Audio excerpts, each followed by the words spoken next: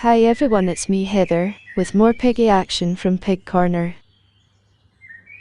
Welcome back to all regular viewers, plus of course anyone who's watching for the first time. Everyone's welcome here, and you're all free to tell me exactly what you think in the comments. Even if it's not so good, even if you think it's total crap, and not what a natural type outdoor piggy channel should be like. Most of you'll know that I'm just the narrator, not the real Piggies carer. The house at Pig Corner is situated in the southwest of the UK, very close to the estuary where two rivers meet. That's the rivers Tor and Torridge, for anyone who wants to look it up. The rivers flow into the Bristol Channel, which is less than 5 kilometers away.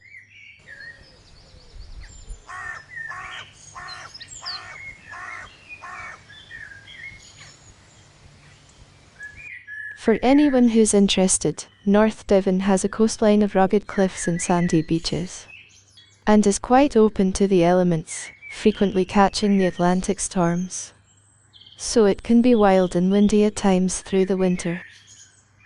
But at this time of year the area starts filling up with tourists who visit for the sandy beaches, rolling countryside, and the relaxed way of life compared to other parts of the UK.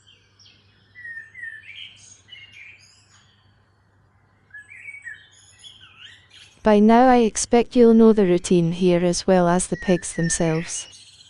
They live free range all day long, from early morning until dusk, foraging for themselves, as well as being given fresh grass, dandelions and veggies each day. But they spend the night inside a shed, which has been converted into a multi-level luxury pig hotel. Before being shut in, there's an evening roll call where they all have to be accounted for. But they know the score, and usually return to the house in good time, once the fresh hay and pellets is put out for them.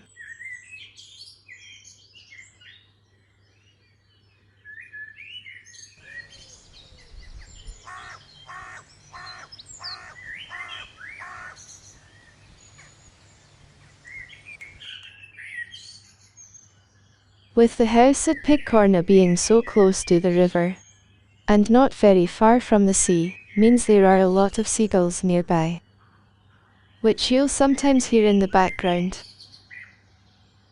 Although the natural diet of seagulls is mainly fish, they are attracted into residential areas by people who feed them.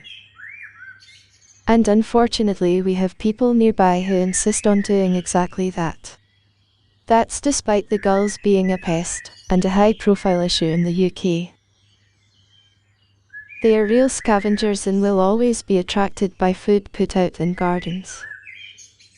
Other birds you might hear in the background include rooks, pigeons and doves, plus numerous kinds of small garden birds. The rooks and pigeons can be quite noisy too, and you'll often hear them in the background, I suspect. The rooks live in a small wooded area nearby, and are present pretty much all the time. The pigeons and doves are attracted by food, but themselves eventually become easy pickings for sparrowhawks, which have cottoned on to the fact there are easy meals to be had in this area. So the pigeons and doves tend to be picked off one by one, which I suppose is a blessing in disguise for the pigs, because it means they get left alone. But it's difficult to feel happy about it, to be honest.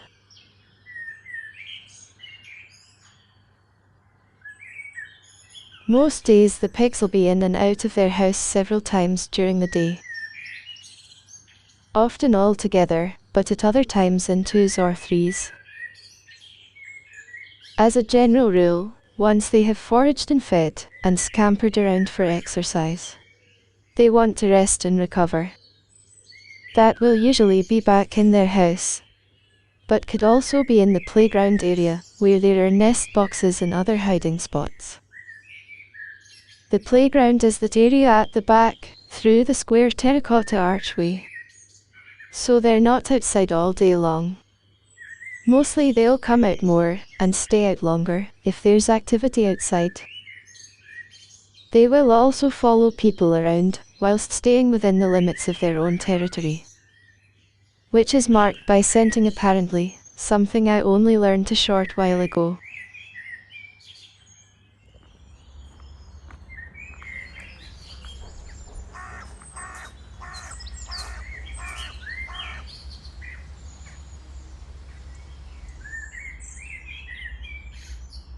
The pigs are now making their way up the bank past one of the vegetable patches to visit Amos and Pike, who are in the pig pen on the left. That's Mario and Dexter leading the way, followed by Percy, Dudley, Stanley and Cedric.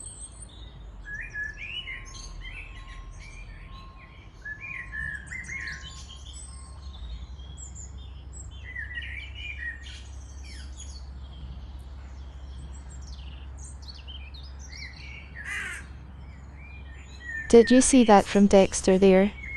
I think he just dragged his arse on the grass, and then did a popcorn all in one. I've never seen that before. And now he's doing zoomies as well. I wonder what's got into him this morning. Perhaps he's just full of the joys of spring.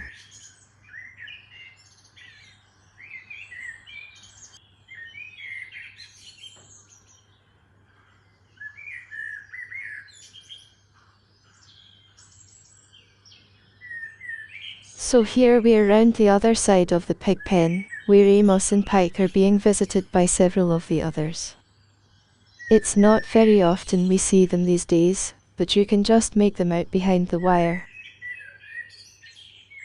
They have a medium-sized pen, plus an adjoining annex with a cozy bedroom inside. It's half hay, half soft blanket, and insulated on all sides with foam from an old mattress. That brown plastic pipe leads from the pen into the annex, so it's quite warm and cozy. They usually spend about half the day up here, and return to the shed sometime in the afternoon. They also get free exercise first thing in the morning, but they don't run around an awful lot now, to be honest. They'll be 5 years old soon, and about an hour's exercise is enough for them these days, then they're knackered and just want to rest.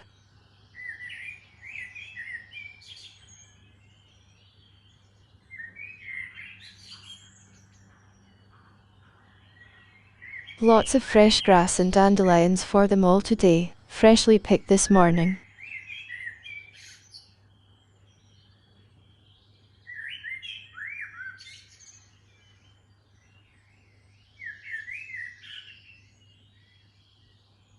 One of the viewers asked what veggies we grow here, which is why this has been included today. That small patch towards the rear left apparently has 5 different vegetables growing in there. Baby potatoes, Chinese lettuce, cavolo nero, which is the long very dark green type of kale, spring onions and green beans. So there you go. The pigs won't eat all of that, of course, but there's more for them in other parts of the garden too.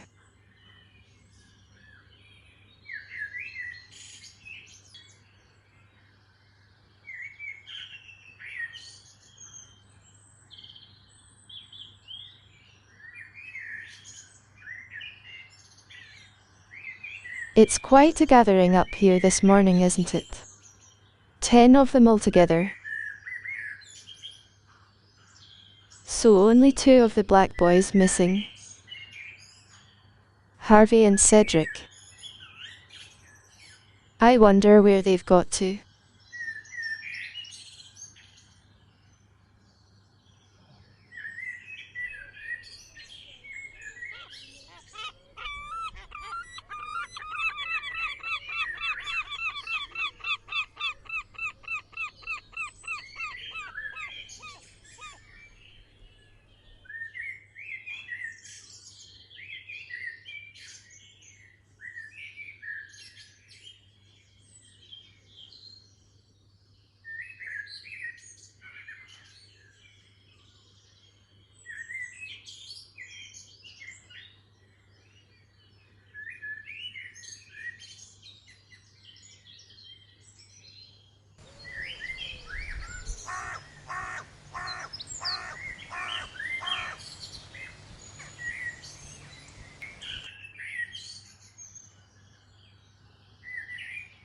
So we're now in front of the greenhouse, just a few meters away from where we were before. And 6 of the boys have followed us over here once they saw the food. I'm reliably informed there's tomatoes, cucumber, coriander and dill growing inside at the moment. So that's all stuff which the pigs will get to share later in the summer. It wouldn't surprise me in the least if they could already smell what's growing in there. I've read that their sense of smell is 25 times more sensitive than ours. That's your interesting fact for today.